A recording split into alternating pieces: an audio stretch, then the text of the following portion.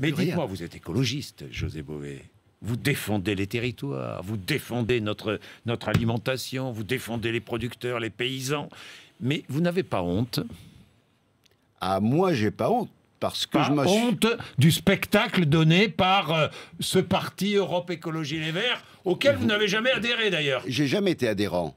Et c'était justement la grande force avec Daniel Cohn-Bendit. En 2009, quand on a lancé Europe Écologie, l'idée c'était de rassembler des gens qui venaient de l'ensemble de la société civile, de mouvements, de Greenpeace, de France Nature Environnement, que sais-je encore, avec des gens qui avaient été engagés en politique. Et de faire en sorte qu'il y ait un mouvement. Mais vous n'avez pas honte de ces querelles là, en pleine départementale, entre d'un côté Cécile Duflot qui n'arrête pas de critiquer, et de l'autre côté des placés qui ne rêvent que d'une chose, c'est d'entrer au gouvernement. Le problème, c'est que ce qui est terrifiant, c'est que l'image que ça donne de l'écologie, c'est la pire image qu'on puisse donner de la politique. C'est donc, déjà ça, c'est insupportable. On est en gros, aujourd'hui, d'avoir deux alternatives avec Europe Écologie, soit le gauchisme avec Cécile Duflot, soit l'opportunisme avec Jean-Vincent Placé. C'est juste nul.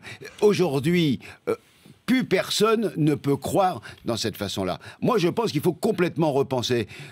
Dany a dit qu'il en avait marre. Noël, ma mère, est parti en courant. Vous en avez marre, vous aussi? Moi, de toute façon, je pense qu'il faut reconstruire.